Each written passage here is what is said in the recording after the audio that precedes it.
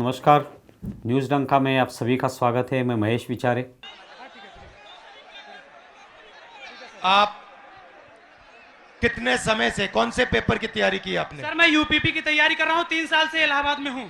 अच्छा। 3 साल से तैयारी कर रहा हूँ सर। और आपका पेपर लीक हुआ? जी सर, कल मेरा सेकंड शिफ्ट में पेपर था सर। पूरे कॉलेज के हर बच्चों के मोबाइल में पेपर पहले से अलाउ है सर। सारे बच्चे बैठ के पेपर रट रहे हैं, सब के सब। और इसी तरह मेरे बड़े भाई 7 साल से इलाहाबाद में संघर्ष कर रहे हैं। आरओ का पेपर देने गए सर, कमीशन बोल रहा है नहीं है, लेकिन सबके मोबाइल में वो पेपर था सर। सबके मोबाइल में पेपर था। तो नुकसान तो आपका हो रहा है। जी सर। और नुकसान इन सब युवाओं का हो रहा है। सर मेरे सभी भाइयों का हो रहा है नुकसान। फायदा किसका हो रहा है? फायदा सर सरकार का हो रहा है सर। 50-60 हजार भर्ती निकाली है, 150 रुपए के हिसाब से लाखों करोड़ों रुपए वसूल के रख ली। और परीक्षा सर होम डिस्ट्रिक्ट में करके नकल का पूरा भरमार लगा दिया सर। सबने अपने अपने जिले में अपने अपने कॉलेज में सेटिंग किया है और सब उसी सेटिंग में अपने जो है सर नकल करा रहे हैं और नकल कर रहे हैं। और आपने पढ़ाई में कितना समय दिया और कितना पैसा लगाया? सर मेरा अब तक पढ़ाई में मेरे माता पिता से लाखों रुपए खर्चे हो गए सर। मैं इलाहाबाद में आकर 20,000 रुपए की 2 बार कोचिंग कर चुका हूँ सर। कई बार सर मेरिट 130 क्वेश्चन में 110 करके आने पर भी नकल के भरोसे मेरिट इतनी हाई चली जाती है सर, हम लोग का जॉब नहीं हो पाता है सर। अब बताइए 130 में 110 क्वेश्चन करके आए, फिर भी हम लोग का नहीं हो पा रहा है। आप कौन से वर्ग के हो? हम सर ओबीसी जाते आते हैं। आप ओबीसी के हो? जी सर।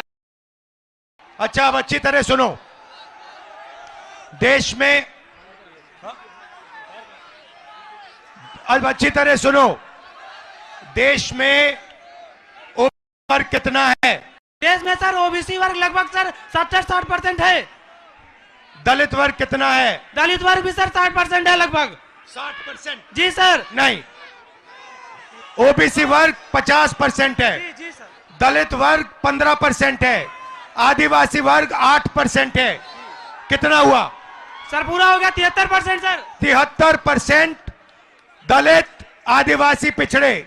दोस्तों, अभी आपने जो क्लिप देखा जिसमें राहुल गांधी किसी युवक को अपने गाड़ी पे बुलाते हैं, ये अभी भारत जोड़ो न्याय यात्रा के माध्यम से राहुल गांधी लोगों तक पहुंचने की कोशिश कर रहे हैं।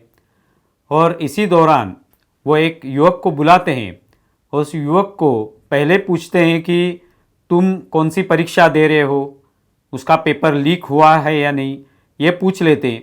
उसके बाद वो कहाँ से है, किस जाति से है, ये पूछने की कोशिश उनकी होती है। तभी वो युवक बताता है कि वो ओबीसी है। ओबीसी होने के वो कबूल कर लेता है कि वो ओबीसी है। उसके बाद राहुल गांधी ओबीसी के बारे में बताना शुरू कर देते हैं कि तुम्हारे लिए इस देश में कुछ नहीं है, ओबीसीओं पर अन्याय हो रहा है। किसी भी उद्योग में, व्यवसाय में, नौकरी में ओबीसी चेहरा नहीं दिखाई देता है।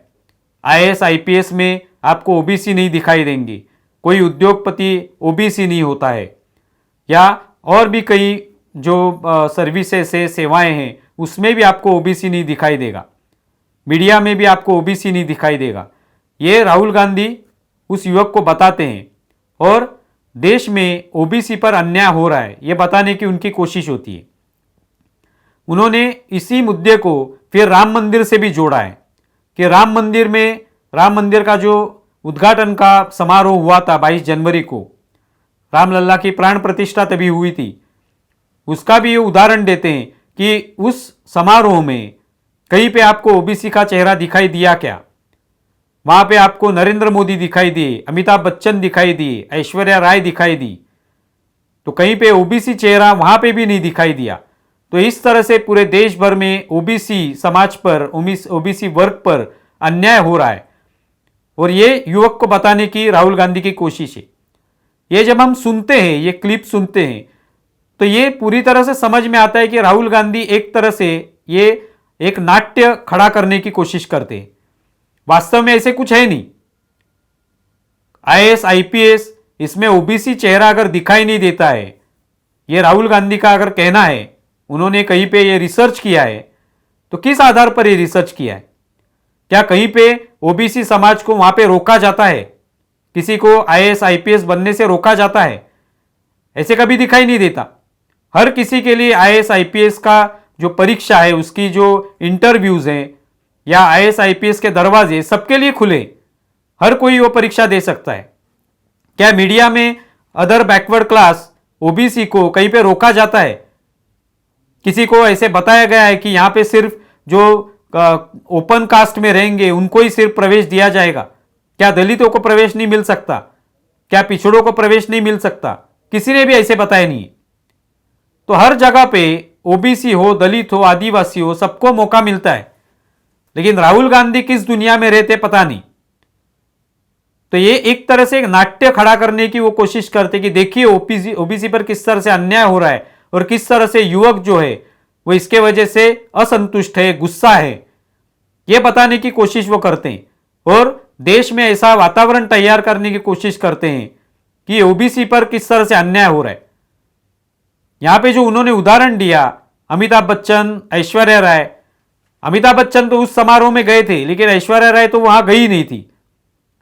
राहुल गांधी ने कहां पे वो क्लिप देखी या कहां पे उसका शूटिंग देखा वो पता नहीं, लेकिन ये बताने की उनकी कोशिश है कि उसमें सिर्फ सेलिब्रिटी शामिल हुए थे। वहां पे कुछ वीआईपी जरूर बुलाए गए थे, लेकिन हमने देखा पिछले लगभग 1 महीना हो गया अभी कि वहां पे लोग जा रहे हैं, अलग अलग जाति धर्म के लोग वहां पे जा रहे हैं राम मंदिर देखने के लिए, रामलला के दर्शन करने के लिए। क्या वहां पे कहीं पे लिखा हुआ है कि ओबीसी को वहां पे प्रवेश नहीं दिया जाएगा?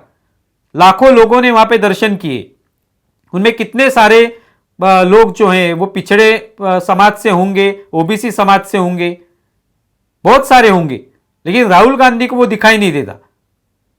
तो इनकी ये यात्रा एक तरह से भारत न्याय यात्रा के बजाय भारत नाट्य यात्रा बन गई है कि वहां पे वो नाटक खड़ा करते हैं कि किसी जाति धर्म पर किस तरह से अन्याय देश में हो रहा है।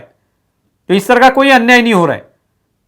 दूसरी बात, ओबीसी को इस तरह से भड़काने की कोशिश वो करते हैं।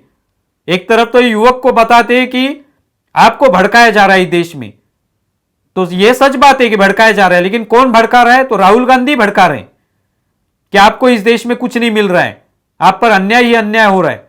लेकिन वैसी परिस्थिति है नहीं, सबको उनके हक की जो चीजें हैं वो मिल रही हैं। लेकिन राहुल गांधी को सिर्फ राजनीति करने के लिए आज ओबीसी का आधार लेना पड़ रहा है, क्योंकि ओबीसी अगर भारतीय जनता पार्टी या केंद्र सरकार से कहीं पे उनके बीच में दरार पड़ जाए तो वो कांग्रेस को चाहिए। इसके वजह से शायद कांग्रेस को कुछ फायदा ना हो, लेकिन भारतीय जनता पार्टी को नुकसान हो जाए, इतना ही काफी है उनके लिए। क्योंकि उनको पता है कि आज जिस तरह से पूरे देश भर में माहौल है, भारतीय जनता पार्टी के फेवर में माहौल दिखाई देता है, ये बताया जाता है, अलग अलग सर्वे में बताया जाता है, वो लोगों के दिलों में भी वही है। तो ये कहीं पे उनको नुकसान किस तरह से पहुंचे, इतनी कोशिश है। बाकी ये मुद्दा उठाकर कांग्रेस को क्या फायदा होगा, राहुल गांधी को क्या फायदा होगा, ये पता नहीं। तो ये पूरी तरह से एक नाट्य रूपांतरण उन्होंने करके दिखाया। एक युवक को जानबूझकर बुलाया और पेपर लीक के एक आधार लिया पेपर लीक का, लेकिन उनको पूछना था ओबीसी पर हो रहे अन्याय के बारे में। लेकिन ये पूछते वक्त एक किस तरह से ये पूरे नाट्यमय तरीके से वो पूछ रहे थे, ये स्पष्ट हुआ। तो ये जो भारत न्याय यात्रा है, इसको हम लोग भारत नाट्य यात्रा क्यों न कहें? आप इसके बारे में क्या सोचते हैं जरूर बताएं। हमारे वीडियो ज्यादा से ज्यादा शेयर करें और हमारा यूट्यूब चैनल सब्सक्राइब करें। धन्यवाद।